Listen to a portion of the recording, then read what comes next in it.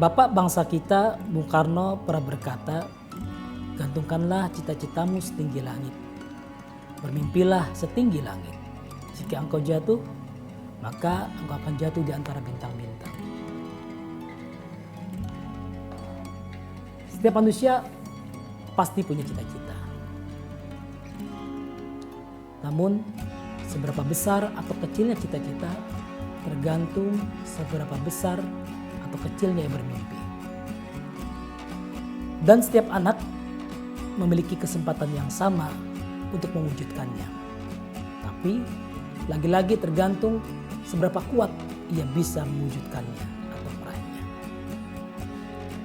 Tapi untuk seorang anak kampung yang pernah menjadi marbot musola, menjadi seorang guru besar atau profesor tentu merupakan sebuah anugerah yang maha indah. Nah, apakah perasaan itu juga yang dimiliki oleh Profesor Muhammad Khairuddin? Mari kita ketahui bersama dalam perbincangan saya dengan beliau sore hari ini. Semoga kita semua terinspirasi. Assalamualaikum Prof, apa kabar Prof? Waalaikumsalam warahmatullahi wabarakatuh. Mas Imam, gimana kabar? Sehat, Prof sehat ya Prof ya? Alhamdulillah. Alhamdulillah. Luar biasa. Ya. Saya ucapan selamat dulu nih Prof atas pengumuman Prof tempo hari ya, mungkin tanggal 7 kalau nggak salah Prof ya? Yeah. Sama-sama. Ya, tanggal 8 kemarin. Oh tanggal 8, baik tanggal 8. Ya. Selamat Prof, semoga jadi bermanfaat lah untuk umat dan bangsa Indonesia lah. Amin. Ya, makasih Mas Imam. Ya, makasih. Cuma begini Prof, itu kan menarik ya Prof, ini kan keahliannya di robotik ya Prof ya. Iya, betul.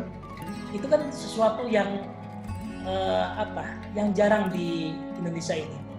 Nah, otomatis kalau jarang kan berarti kalau dalam kacamata saya kan mungkin peminatnya juga tidak terlalu banyak gitu Prof. Nah, apa yang membuat Prof kemudian tertarik untuk mendalami masalah robotik ini Prof? Oh iya, terima kasih Mas Imam. Jadi jangan salah sangka ya Mas ya. Di Indonesia itu tim robot hampir besar kampus ada ya, yang ada engineeringnya ya. Jadi masyarakat Indonesia sekarang sudah penggemar robot, sehingga untuk kalau kita setiap event tahunan itu ada namanya KRI, Kontes Robot Indonesia. Nah itu pesertanya hampir kampus-kampus besar menengah ke atas itu selalu ikut itu Mas Imam. Jadi pesertanya banyak juga, jadi mahasiswa yang tim robot itu rata-rata bagi mahasiswa kami ini, kami ambil sampel itu ya, itu kalau lulus itu rata-rata langsung bekerja gitu ya. Jadi apalagi sekarang minat mahasiswa untuk belajar robot sangat tinggi Mas Imam, sehingga saya juga senang banyak sekali mahasiswa yang ikut kuliah saya, terutama terkait dengan bidang robotika dan otomasi ya. Iya Prof, itu berarti sekarang justru sedang digandrungi Prof ya? Betul Mas Imam. Kira-kira nanti aplikasinya kemana Prof kalau boleh tahu Prof? Ya, untuk yang bidang saya mekatronika itu kan salah satu aplikasinya di robot. Nah untuk mekatronika sendiri itu kan payung besarnya di otomasi. Jadi segala macam, apalagi di era industri 4.0 ini kan otomasi menjadi andalan yang paling utama. Apapun diotomasikan Mas ya. Misalnya sekarang itu kan lagi musim corona ya. Iya. Musim corona ini bagaimana kita bisa mengotomatisasi semua yang ada. Misalnya kan kalau dulu warung-warung itu fix warung ya. Nah sekarang kan yang diharapkan ada mobile food court misalnya gitu ya. Oh iya. Bagaimana ya mobile food court ini bisa melayani para konsumen di masa pandemi. Itu kan mobilnya harus didesain secara khusus sehingga buka kanan kiri itu oke gitu ya. Kalau sekarang kan mobil box itu kan yang pintunya hanya belakang ya Mas ya. Betul. Nah, dengan susunan model mobil mobile food court, jadi warung makan berjalan. Itu kan posisi pintu mobil untuk bisa memberikan layanan makanan para konsumen baik di sisi kanan maupun sisi kiri atau belakang itu kan harus bisa menyesuaikan. Nah, model-model otomatisasi seperti itulah yang dikembangkan di bidang mekatronika, otomasi, dan robotika, Mas. Oh iya, artinya pasti banyak inovasi-inovasi yang akan dikeluarkan untuk depannya, Prof ya? Iya, betul. Iya, Prof, itu memang linear ya, artinya ketika Prof dari mulai SMA atau SMK mungkin dulu ya, Iya, kemudian betul. S1, S2, sampai S3, apakah itu linear? Prof ngambil jurusan itu?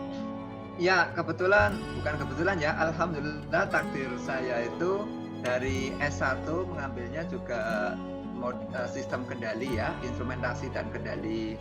Kemudian S2 saya juga mengambilnya kendali atau kontrol atau pengaturan. S3 saya juga bidang mekatronika, bidang kontrol, robotika. Jadi alhamdulillah dari semenjak S1, S2 dan S3 sampai ke guru besar itu dimudahkan oleh Allah Subhanahu wa taala untuk mengambil karir spesialisasi bidang kontrol dan otomasi itu, Mas Imam. Iya. Artinya linear, Prof ya? Ya, alhamdulillah. Ya, artinya jenjangnya pun mungkin lebih mudah dicapai. Tapi kan sebenarnya kan kalau lihat riwayat hidup Prof itu yang terkenal itu kan Prof dulu pernah jadi marbot ya. Ya, betul. Ya, profesi marbot sholah ini menarik, Prof, karena bagi sebagian orang profesi marbot itu kan sesuatu yang ya tidak rendah sebenarnya, cuman kan juga sulit untuk sebagian orang sebenarnya, Prof. Nah, cuman sebelum ke situ saya ingin tanya sama Prof. Sebagai marbot itu sebenarnya profesi atau ada datang dari hati, Prof? Ya, jadi itu kan posisinya dulu, Mas, pada saat saya kuliah S1 ya. Iya. Ya, jadi pada saat kuliah S1 saya ya pengen supaya bisa kuliah pada saat itu. Nah, sementara kondisi ekonomi itu kan pada saat itu ya perlu dukungan, selain saya kuliah juga harus cari kerja sambilan dan harus cari kos yang gratis. Nah, salah satu cari kos yang gratis itu kan tinggal di masjid. Nah, kebetulan kalau di Jogja itu masjid-masjid membutuhkan istilahnya marbot tadi, yang untuk membersihkan masjid, untuk running program-program kegiatan masjid ya, kayak pengajian anak-anak, pengajian bapak-bapak, itu kan perlu semacam, kalau yang ekstrimnya kan IO ya, event organizer ya. Dari mulai membukakan pintu, kemudian bahkan kita jadi gurunya gitu ya. Kalau ustadznya nggak datang ya kita yang jadi MC-nya, kalau perlu ngisi pengajian juga gitu ya. Nah, itu namanya marbot, semua serba bisa gitu. Nah, pada saat saya kuliah S1. Nah, setelah selesai S1 saya lanjut S2. Nah, waktu itu saya pergi ke Surabaya. Kemudian setelah selesai saya kembali lagi ke Jogja. Nah, secara takdir juga itu ada tetangga yang memasrahkan rumahnya ke saya untuk ditempati. Bahasa orang Jogja itu ditempati itu maknanya ya diganteni, dijual gitu ya, silakan dibeli gitu ya. Nah, sehingga sampai hari ini ya saya tinggal hanya sekitar 10 meter dari masjid yang dulu saat mahasiswa saya tempati itu. Begitu Mas Imam. Jadi alhamdulillah sampai sekarang saya masih ya memakmurkan masjid yang dulu zaman saya kuliah S1 saya makmurkan juga. Jadi betul-betul barokah, Prof ya? Iya. Ya, itu mungkin rezeki dari Allah ya. Iya. Dari kecil memang sudah punya ketertarikan untuk dekat dengan sholat, Mas. Ya, saya dulu datang dari kampung yang kultur agamisnya baik ya. Jadi dari mulai SD, SMP dulu zaman saya itu kan ada madrasah. Jadi pagi itu sekolah di sekolah umum SD, SMP. Nah, siangnya jam 2 itu ada madrasah ya, madrasah diniyah awaliyah itu SD-nya ya. kemudian madrasah diniyah wusto itu menengahnya, kemudian ada madrasah diniyah ulia gitu untuk yang tingkat atasnya. Begitu. Jadi kami lahir di kampung, di desa di Tegal sana yang kultur agamanya bagus ya. Bagus dalam artian untuk memberikan dasar-dasar pengetahuan agama Islam ya. Kalau terkait dengan akhlak itu kan kembali ke masing-masing pribadi ya, Mas Imam ya. Betul. Tapi dasar-dasar untuk membaca Al-Quran, kemudian ilmu tentang akidah, juga ilmu tentang ibadah itu cukuplah diberikan di kampung saya saat itu ya. Ya artinya ketika Prof jadi marbot musola itu udah nggak kaget ya, karena itu kehidupan sehari sebenarnya ketika di kampung berarti. Iya, jadi kalau mohon maaf untuk menjadi imam walaupun suaranya nggak bagus-bagus amat lah ya, suara ya not so bad lah gitu ya, not too bad lah. Gitu ya. Ya paling enggak sudah benar secara makhorijul huruf dan tajwidnya, begitulah. Nah itu memang sudah didapatkan dari kampung saat kami SD, SMP, begitu ya. Begitu Mas Imam. Jadi ya enggak kaget kalau misalnya harus, mohon maaf ya, khotbah gitu ya. Ya dulu kan waktu madrasah MTA Diniyah Awaliyah, madrasah MTB Diniyah Wusto gitu ya. Itu kan dapat teori-teori tentang khotbah, apalagi setelah di mahasiswa itu kan khotbah itu sudah ada bukunya, tinggal baca aja. Yang penting tahu rukunnya khotbah gitu ya, yang harus dibaca pada saat khotbah. Sehingga ya running well saja lah, tinggal melatih mental saja begitu. Iya, Prof, boleh nggak diceritakan Prof? Sebenarnya kehidupan marbot itu dari mulai bangun tidur sampai di kembali itu apa waktu itu? Ya, jadi kalau marbot itu tugas utamanya adalah menjaga sustainability program masjid itu berjalan ya. Sustainability itu artinya dari mulai persiapan sampai akhir nanti nyuci piring, nyuci gelas itu ya. Itu sustainability ya. Ya walaupun di situ masyarakatnya guyup, rukun ya, kemudian ya saling membantu gitu ya. Jadi dari mulai ya dipastikan marbot yang baik itu adzan subuh harus sudah adzan ya, harus sudah bangun. Berarti kan harus bangun sebelum subuh gitu ya. Nah saya biasanya kalau tidurnya malam ya, misalnya ngerjakan tugas kuliah gitu ya, saya pakai strategi saya tidurnya di pengimaman. Di pengimam itu ya gelar tikar yang baik supaya ya tidak mengotori masjid ya. Nanti ketika ada ya jamaah sholat subuh yang pertama kali datang itu pasti mengingatkan saya, Mas Udin gitu, bangun subuh, oh siap. Itu kalau saya terpaksa ya. Kalau tidak terpaksa ya tidur di dalam di kamar yang sumpah yang sudah disiapkan oleh pengurus masjid untuk marbot itu. Begitu. Jadi dari pagi itu sudah siap untuk menyelenggarakan kegiatan sholat subuh ya. Nah kemudian azan setelah subuh ya berikutnya kan duhur. Nah duhur ini kan sebenarnya dari pengurus masjid, takmir masjid itu fleksibel ya, kalau sempat ya azan duhur, kalau enggak ya silakan. Cuma kan bahasa orang tua kan fleksibel itu kayak tawaran Nabi Ibrahim itu loh. Jadi tawaran Nabi Ibrahim itu bagaimana menurut pendapatmu gitu kan. Nah kepada Ismail itu gitu ya, saya memahami oh itu kewajiban. Jadi azan zuhur itu kewajiban bagi marbot, sehingga saya waktu itu yang bertinggal ya masjid sekitar 5 kilo lah ya dari kampus itu. Ya apapun yang terjadi saya diberi fasilitas sepeda ontel ya.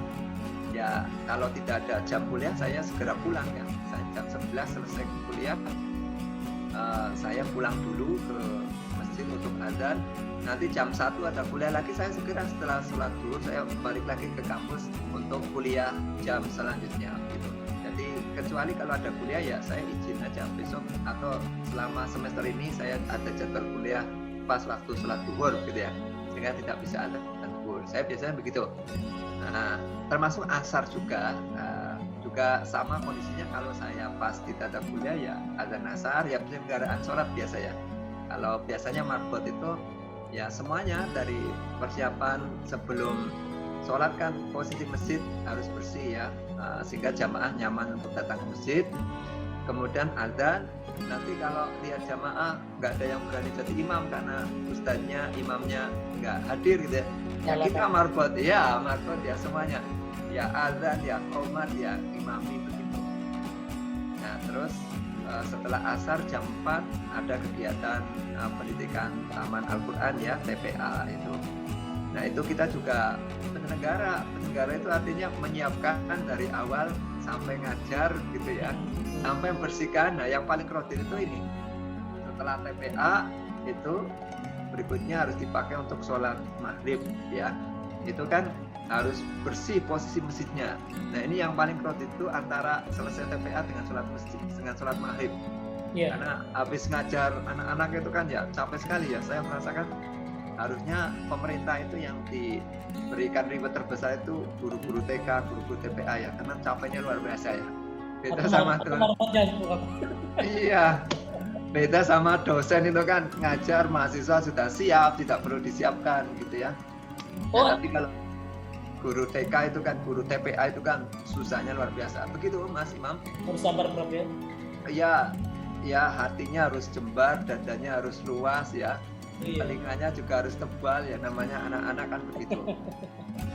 Nah setelah itu sholat maghrib kan, sebelum sholat maghrib anak sebelumnya dipakai TPA kan harus dibersihkan dulu gitu ya itu. Kemudian ya penyelenggaraan sholat maghrib, lanjut sholat isya, selesai begitu ya. Itu rutin tiap hari yang dikerjakan oleh marbot gitu ya. Nah kecuali nanti malamnya yang paling kredit itu biasanya Rebo malam. Nah Rebo malam itu Rebo siangnya, Rebo sorenya ada TPA, lanjut sholat maghrib, lanjut sholat isya, lanjut pengajian bapak dan ibu, bapak dan ibu-ibu. Nah sampai malam kira-kira jam 9:30. Nah nanti setelah selesai pengajian tidak selesai tugasnya Mas Hamim ya, Mas Imam ya. Iya. Nah, itu membersihkan gelas dan piring. Segala macam ya. Iya begitu. Nah sampai selesai ya kira-kira jam 10 lebih selesai membersihkan tikar, bersihkan piring, gelas. Nah baru bisa istirahat gitu. Terus belajarnya kapan tuh Bro? Ya, saya biasanya belajar itu bila dibutuhkan, maknanya begini. Saya biasanya waktu kosong itu sebelum sholat subuh ya. Jadi saya alhamdulillah terbiasa bangun pagi ya, dari kecil ya, jam 3 saya sudah bangun gitu ya. Nah, jadi kemudian sholat tahajud gitu. Nah antara sholat tahajud selesai sampai sholat subuh kan biasanya saya ada waktu kira-kira setengah jam. Nah disitulah saya belajar atau ya membaca-baca buku kalau misalnya ada ujian begitu ya, atau ada mid semester gitu. Nah biasanya saya menggunakan waktu itu. Kalau enggak ya tadi habis sholat isya gitu ya, habis sholat isya ya pada umumnya belajar lah kalau ada mid semester atau kuis yang harus dikerjakan atau ujian akhir semester begitu ya. Nah begitu Mas Imam. Iya. Prof, mohon maaf, boleh tahu nggak Prof, waktu jadi marbot itu ada honornya nggak tuh Prof?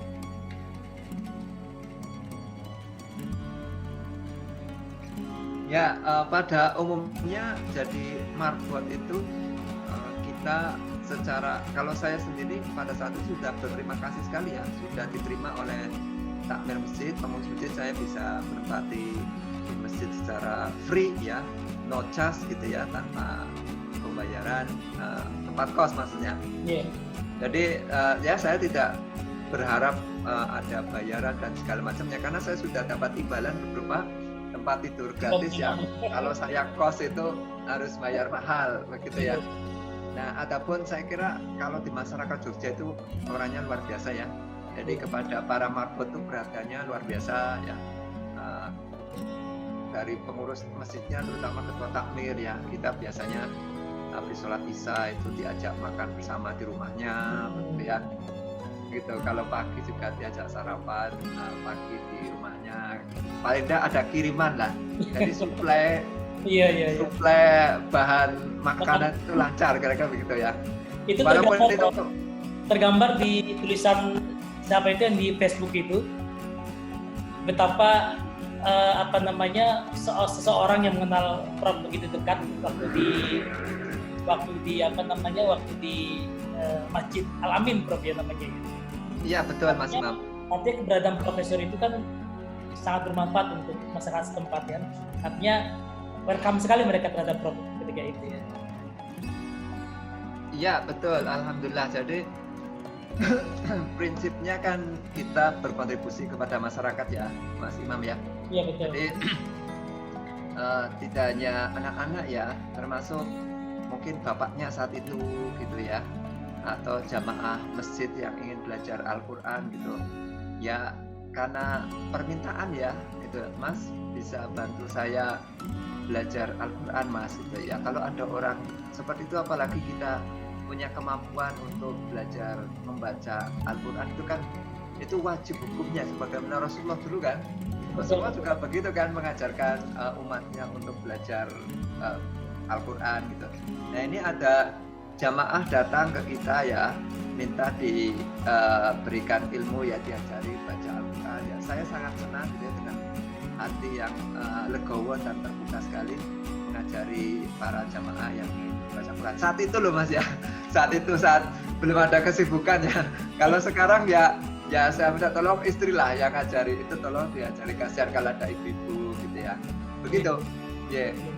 Nah, tapi kan setelah sekarang punya kesibukan segala macam, Prof kan kembali lagi ke musola yang dulu ya. Artinya tidak terlalu jauh ya, tinggal sekarang dengan musola yang dulu ini. Itu karena membangkitkan kembali romantisme Prof dulu ketika jadi marbot atau bagaimana? Ya, jadi saya dulu waktu awal nikah bercerita memang sama istri, pokoknya gimana caranya kita tinggal tuh harus dekat dengan masjid gitu ya. Nah, saya sampaikan dengan istri, kalau kita tinggal dekat dengan masjid, paling tidak itu sholat jamaah selalu tepat waktu ya. Kalaupun masbuk itu kita bisa minjem gitu loh Mas. Jadi rumah saya itu hanya sekitar 10 meter dari masjid. Jadi kalau imam takbiratul ihram Allahu Akbar itu ketahuan gitu ya. Nah, imam sudah baca Al-Fatihah walaupun itu ketahuan, oh, amin jamaah. Nah, sehingga kalau saya usil nakal gitu ya, masih rakaat pertama belum ruko gitu ya. Begitu kan biasanya kalau kita pas buka puasa itu Mas. Kalau pas buka puasa itu kan nafsu makannya kan tinggi gitu. Oh, baru komat gitu ya. Kalau lagi nakal gitu ya. Kalau lagi soleh ya azan datanglah ke masjid itu ya. Itu kalau lagi soleh gitu ya.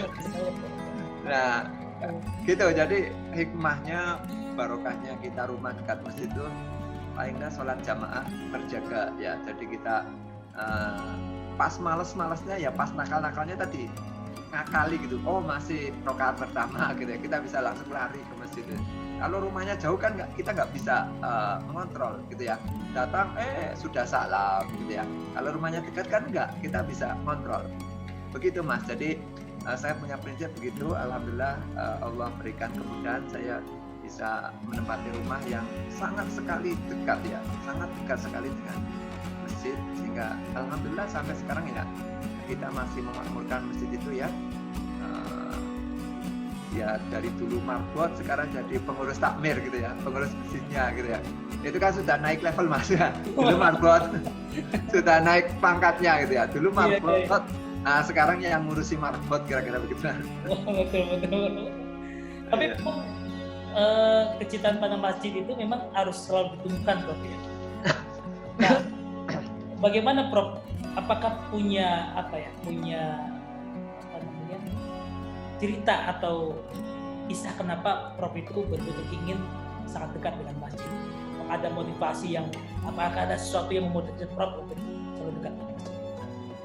Ya, jadi saya alhamdulillah belajar Islam itu dari madrasah itu loh Mas ya. Yeah. Jadi dari madrasah itu dulu kita dimotivasi bagaimana supaya kita selalu dekat dengan Allah Subhanahu wa taala. Nah, rumahnya Allah kan masjid. Kalau pengen dekat dengan Allah ya dekat rumahnya Allah gitu ya, yaitu dekat masjid. Nah, karena walau bagaimanapun juga saya itu paling senang baca biografi orang Mas ya. Baca biografi orang sukses itu, mereka adalah para pejuang masjid gitu ya. Bagi orang Islam ya, mereka adalah para pejuang masjid. Nah, termasuk teman-teman di sekitar saya juga pengamat ulum ya. Siapa mereka yang sangat dekat dengan masjid, artinya peduli dengan masjid gitu ya. Tidak hanya sholat jamaah, tapi bagaimana masjid kita makmur ya, masjid kita paling enggak gentengnya nggak bocor gitu ya, paling enggak WC-nya tidak kotor gitu ya. Nah itu insya Allah kehidupan kita akan dijamin oleh Allah Subhanahu Wa Taala karena kita peduli dengan rumah Allah Subhanahu Wa Taala. Termasuk ketika Prof mendapatkan gelar profesor di usia yang menurut saya sangat muda, Prof ya. Prof usia berapa Prof sekarang, Prof? 41? Nah, ya alhamdulillah 41. Iya, artinya di usia yang masih muda Prof sudah mendapatkan gelar tertinggi di perguruan tinggi. Apakah juga mungkin ini salah satu barokah Prof memakmurkan masjid itu, Prof ya? Ya alhamdulillah itu bagian dari barokah yang Allah berikan kepada saya. Saya tidak tahu ini adalah barokah atau ini adalah amanah atau ini adalah titipan agar Allah Subhanahu Wa Taala menjaga saya ya, supaya tidak sombong, tidak takabur gitu ya. Karena bagi saya semua itu pasti faktor pertamanya adalah karena pemberian Allah Subhanahu Wa Taala ya. Mulanya kemarin pada saat pidato saya sampaikan ini semata hanya karena anugerah dari Allah Subhanahu Wa Taala gitu ya. Jadi ya kita dapatkan itu semata-mata datanya dari Allah Subhanahu Wa Taala. Karena banyak orang yang berusaha tetapi faktanya mungkin sampai hari ini belum Allah beri kemudahan gitu ya, atau masih banyak mengalami kendala gitu ya. Sehingga saya sampaikan pada teman-teman, ayo yang sedang mengejar cita-cita gitu ya. Cita-cita itu sudah ditakdirkan oleh Allah di Lauhul Mahfuz ya, sudah ada di sana ya. Misalnya yang sedang mengejar S3 gitu ya, untuk doktornya, yang sedang mengejar S2 atau sedang mengejar sarjana gitu ya. Cara paling mudah adalah kita meminta kepada yang punya doktor, siapa ya Allah, yang punya master siapa ya Allah, yang punya sarjana siapa ya Allah. Begitu, itu cara paling mudah ya. Tentunya kita perbanyak dengan sedekah ya, tentunya kita perbanyak dengan doa gitu ya. Selain tentunya ya kalau mau jadi guru besar ya harus nulis paper jurnal internasional, itu kan syarat wajib gitu ya. Nah syarat perlunya dan syarat pokoknya kita banyak berdoa kepada Allah Subhanahu Wa Taala. Begitu Mas Imam. Baik Prof. Ini menarik sekali Prof. Sepertinya akan sangat panjang kalau kita bicara tentang perjalanan Prof gitu ya. Nah itu sebenarnya jadi guru besar di bidang robotik itu cita-cita dari kecil atau mungkin ada cita-cita yang lain sebenarnya Prof? Iya, jadi saya itu sebenarnya ya pengennya menjadi yang terbaik bagi anak-anak saya, bagi keluarga saya, bagi masyarakat saya gitu ya. Kita sebagai orang Islam itu yang terbaik adalah yang bisa memberikan contoh yang baik ke Mas ya. Jadi jangan sampai kita menjadi orang yang menjadi tanggungan orang lain gitu ya. Nah, kalau bisa ya kita menjadi menanggung orang lain gitu ya. Jadi sebaik-baik kita, kata Rasulullah itu kan yang memberikan manfaat dan menjadi contoh bagi orang lain gitu ya. Nah sehingga ya dalam setiap langkah dan kehidupan kita berusaha menjadi yang terbaik supaya kita punya sejarah bahwa kita adalah para penggores sejarah kebaikan gitu ya. Jangan sampai nyuwun sewu ya, bagi teman-teman yang sedang berjuang ya, misalnya sedang kuliah gitu ya. Ya selain kita aktif dengan kegiatan dakwah ya, misalnya kan ya banyak sekali ya, misalnya kita aktif di kegiatan organisasi misalnya keagamaan ya, ada Muhammadiyah, ada NU gitu ya, ada Persis dan yang lainnya gitu ya. Tapi kan kita punya beban individu, yaitu misalnya kalau kuliah kan harus segera lulus ya. Betul. Ya, kalau pekerjaan kan karir juga harus kita kejar ya. Kenapa harus saya sampaikan harus dikejar gitu ya? Karena jangan sampai, mohon maaf ya, kita dengan label keislaman, apalagi kita sebagai seorang dai ya, dai dengan makna yang sesungguhnya, yaitu kita diminta untuk mengajak orang kepada kebaikan, itu kan dai ya. Tapi di sisi lain, mohon maaf, performannya kurang bagus misalnya, itu kan menjadi dalam tanda petik itu ustadz, itu dai, tapi mohon maaf misalnya keluarganya ya keteteran gitu ya, pekerjaannya kedodoran misalnya gitu ya. Nah sehingga atau kuliahnya mohon maaf ya keteteran gitu ya. Nah itu kan jadi cerita yang tidak baik ya. Walaupun semua sudah ada takdirnya, tetapi kalau takdir itu kita usahakan dengan optimalkan, nanti Allah yang akan memberikan hasilnya kepada kita. Begitu Mas? Betul. Jadi harus imbang Prof ya.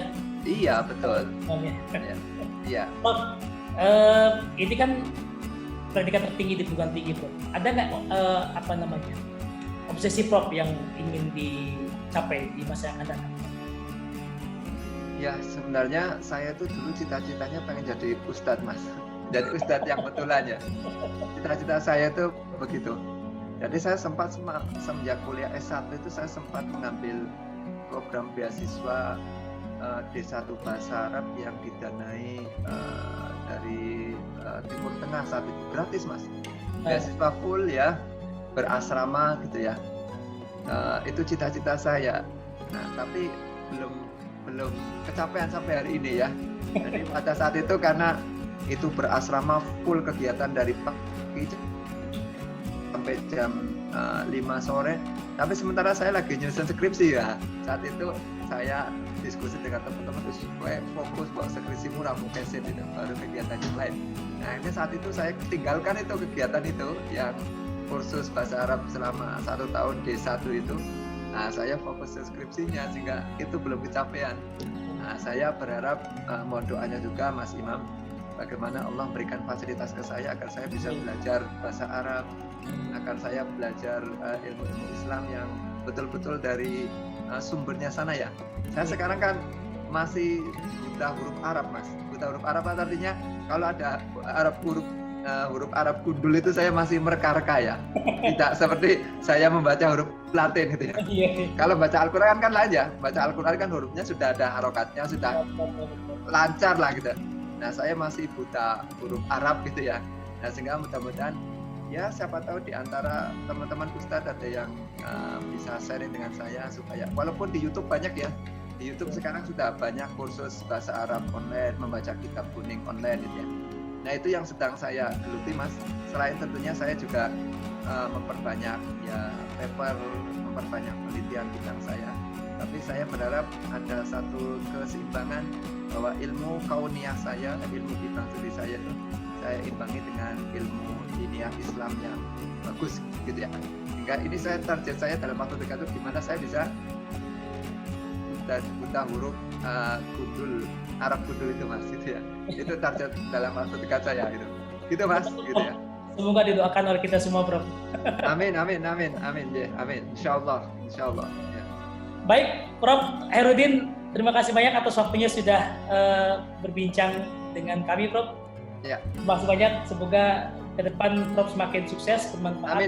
Amin ya amin. Kita akan satu persatu akan diraih Prof ya. Amin ya. Amin. Salam untuk keluarga Prof. Salam untuk keluarga. Semoga terlihat. Salam ya. Terima kasih banyak. Amin. Ya, sama-sama Mas Imam ya. Ya. Ya, matur ya. Ya, assalamualaikum warahmatullahi wabarakatuh. Waalaikumsalam warahmatullahi. Ya, sobat muslim, demikian perbincangan saya dengan Prof Muhammad Khairuddin. Tentu menarik dan sebenarnya akan sangat panjang kalau beliau bercerita lebih banyak lagi. Tapi insya Allah semoga perbincangan yang singkat ini kita jadikan sebuah motivasi dan menginspirasi kita semua. Sampai jumpa. Assalamualaikum warahmatullahi wabarakatuh.